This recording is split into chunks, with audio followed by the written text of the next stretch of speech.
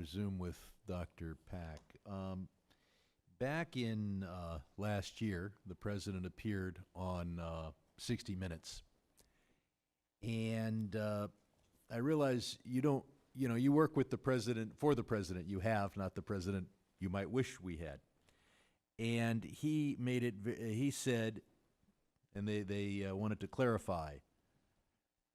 He clarified that unlike, and this is a Reuters story, and I'll ask unanimous consent to put this Reuters article of September 19, 2022 in the record. In that story,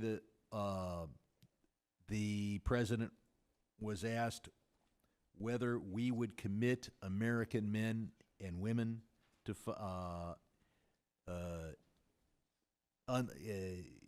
fight if Taiwan were invaded, and he said yes. Are you saying that the president's words are not the words of administration policy? Thank you, Representative Sherman. I'm not going to interpret the president's statements. What is our policy? Is our policy an unambiguous commitment of American forces to fight against an invasion of Taiwan? Is our policy the policy we had under prior administrations where we were intentionally ambiguous, or you simply don't know the policy? From State Department's perspective, and I'm not going to interpret. I think the president speaks I'll let his words stand. I know the president speaks for himself. Does he speak for the administration? I want to say that what we're doing very intensely is to make sure that there is no conflict in the Taiwan Strait. We both want peace. I'm asking you a question: how do we react if there's an invasion? And your response is, "Well, we don't want an invasion." Well, I think I don't want to go into the hypotheticals of how that might happen. Just say you refuse to answer. Don't pretend to answer. I can't answer that right now. Okay. We can certainly get back to you on that. The president makes statements. The State Department may or may not decide that that is our policy. Ms. Ford, we have a situation where it appears to be our policy that the Defense Department's men and women would be deployed to defend Taiwan. But we don't have an explicit policy to end MFN for China if we're fighting.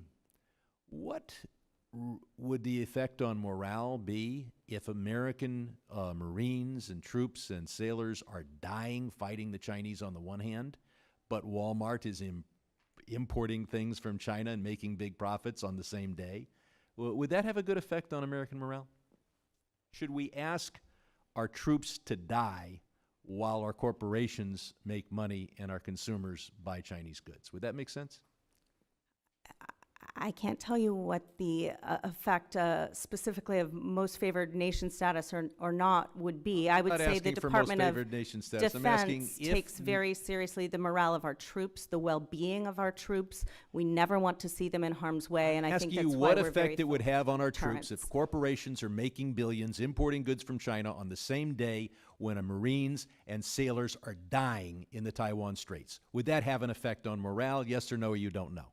Sir, my job is to make sure they're never in harm's way, and that's why we're focused on deterrence. So we don't need to have a hearing about how to react if Taiwan is invaded because we just hope that it won't happen. I don't think we hope. I think we're laser focused on deterrence, and there are a number of things we're doing to enhance our posture and capabilities to make sure that deterrence remains strong. And are you 100% sure that those efforts will be successful?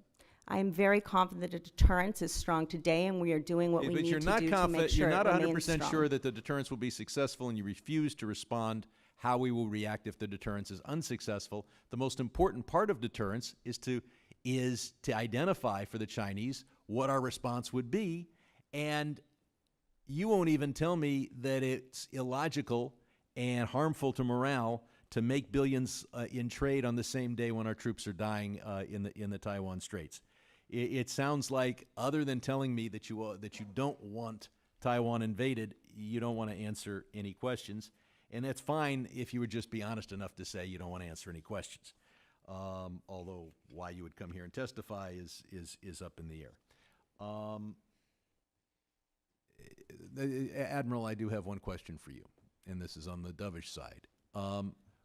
We have the right to sail our military ships right up to the 12 miles off the coast of China, and we do it from time to time. Does China operate with significant naval force 12, 13 miles off the U.S. coast on a regular basis? I haven't come across any incursions of that to our territorial seas. But we do it to them. I Thank you. yield The back. gentleman's time's up.